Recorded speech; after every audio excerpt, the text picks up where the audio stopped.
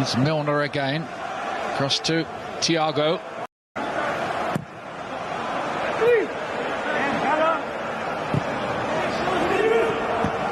Easy really for Tierney to get that away, but it's coming back again because Fabinho was the player who picked it up.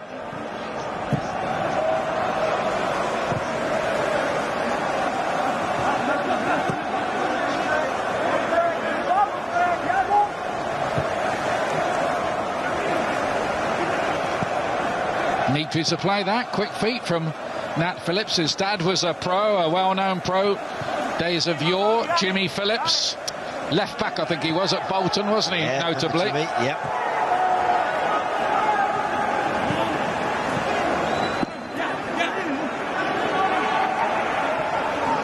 Phillips had a useful little spell on loan at Stuttgart, helping them to promotion to the Bundesliga.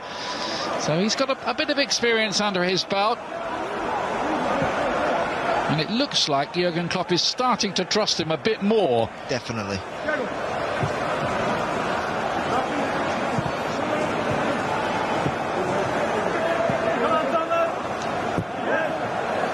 Kabak getting across to Phillips.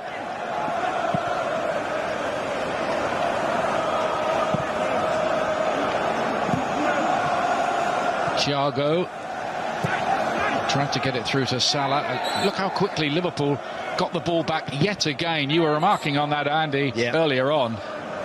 It's been really good. It's been a real feature of their first half performance when Arsenal have turned the ball over. Liverpool very quickly counter-pressing and trying to get it back.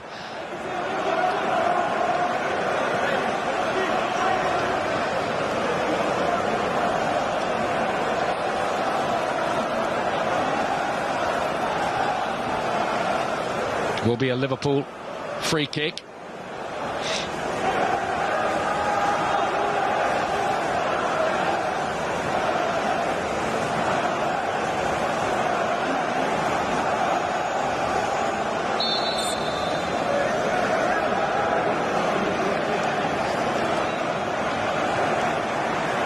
Alexander-Arnold with fizz on it.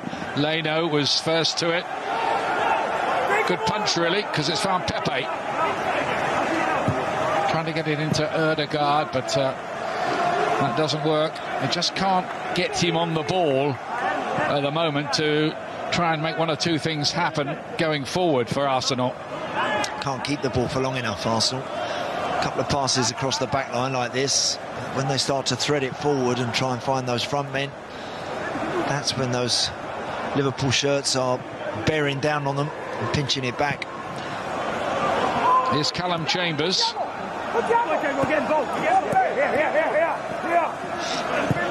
Pepe to play it back again to Rob Holding. And Ceballos sitting pretty deep. Gabriel, in his maiden season as an Arsenal player, it's one of those affected by COVID earlier on in the campaign. Now then, here is Ødegaard.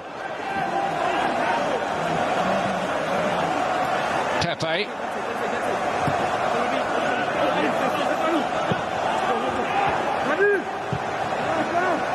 Partey. It's about as long as Arsenal have had the ball for a long time here. Well, we haven't seen Arsenal's two central defenders up close to that halfway line.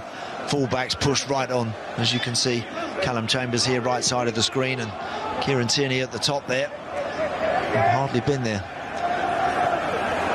Partey to Lacazette, to Ødegaard, towards Aubameyang, who tries to pick up Lacazette again. There's one or two signs of Arsenal sparking to life. Lucky, nice run that from Aubameyang. Here's Salah. A slightly wrong-footed Gabriel. And that's clever as well. Chipped over towards Firmino, just too long for him. Back in by Robertson. Holding to get it away.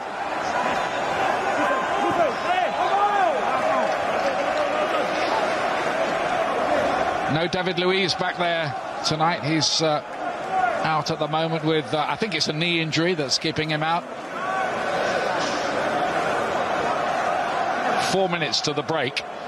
Arsenal did win this fixture in this stadium at the back end of last season, but Liverpool had already clinched the title by then. There was a rare, uncharacteristic error by Virgil van Dijk that night. Yeah, I do remember that one.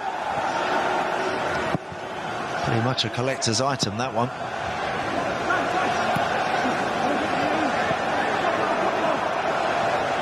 But it's been pretty impressive stuff from the champions, just without that goal. Had they be one up now, you'd say everything they've done it well, they've done it right.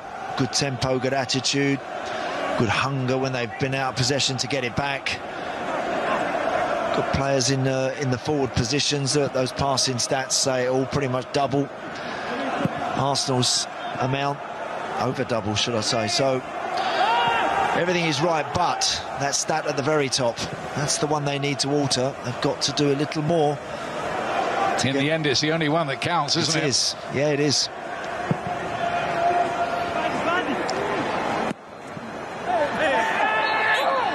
Free kick is going to go Liverpool's way. How does Mikel Arteta reorganise? Well, look, he'll believe that his team can't perhaps play any worse than what they have. I wouldn't say they've been desperately poor. They've just been second best. They just haven't really been able to get on the ball themselves. So maybe chances for Eddie Nketiah and people like that to come on and make the difference second half. Who knows? But certainly, I think, again, the coach will just want to get him in there at half-time. This is a problem for them because this guy is an influential player in the team and he doesn't look like he's too happy there at all. He doesn't, does he? Kieran Tierney down there, one or two shakes of the head. The physio, and a slightly rueful look, but that obviously doesn't feel right. That much is clear.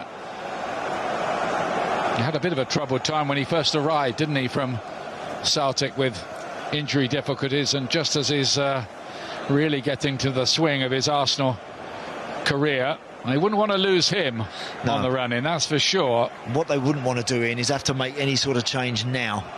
They'd like to get in at half-time, one, to assess Kieran Tierney and absolutely to make sure they make the right call with who's going to go and replace him and the way they're going to go about it. But perhaps we'll see it here. Oh, he's rattled his knee there, yeah. Yeah, that's just caught him on the inside of his knee, and that can be sore. Let's hope he's okay. But of course, with half-time comes along and you've got to try and keep it moving. The physios will be working on that permanently to keep it warm and keep it going, but I don't think he's particularly happy at all. No, players never want to come off. I will hesitate to say that, but it's this close to half-time that they'd be tempted to just let it go, though even for a minute or so it can be costly, can't it, that sort of thing? It can. We just saw Cedric there. He's an option, isn't he? Of course, to go in and play there. They've got Hector Bellerin in as well if they wanted to change Callum Chambers over to the other side. But they're going to do something. They're going to do it now. Cedric's played left back this season for them. A thoroughly fed up Kieran Tierney. Moves very slowly off the pitch. Cedric, who did have a run in the team, playing at left back in fact most of the time. He's going to come on. Had a particularly good game, I remember, down at Southampton. Did, yeah. What it does do, it changes the dynamic though for Arsenal significantly, because this guy is as good a player at getting forward and getting to the opposing byline and crossing things as they've got in their camp. So to lose him is a real blow, not only moving forward, let's hope that's not too serious, but certainly the here and now.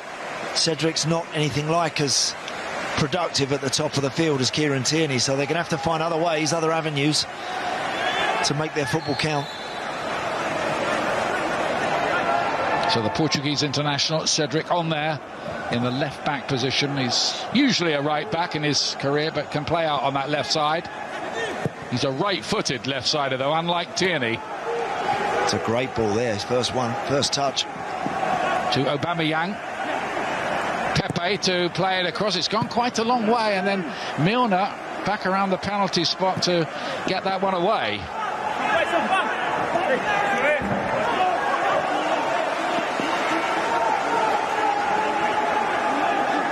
Because we're getting close enough to the European Championships now for any injuries to be a worry for the international managers, and Scotland dearly want Tierney available for obvious reasons. Of course, he's a major player for Scottish national team, And Cedric have to link up with Aubameyang. Those two have done that okay so far. In a minute or so, Cedric's been on the pitch. Gabriel comes down with snow on it. Pepe hoping it falls his way. It doesn't.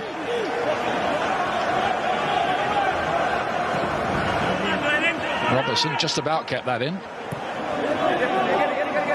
He's the only Liverpool player to start every game in the Premier League this season. Almost last man standing, isn't he, among the defenders?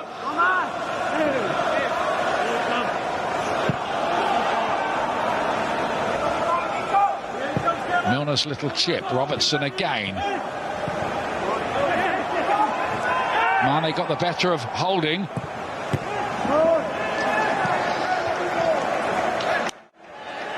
Nearly half-time. Get the whistle pretty soon now. Might be a bit extra because of that Tierney injury to add on to the original 2 minutes. Nope, there isn't. That's it. Liverpool dominant in that first half. Milner probably had the best chance. He dragged it wide, put his head in his hands. They passed the ball well. They looked a bit like the old Liverpool we remember from last year, except there wasn't quite the cutting edge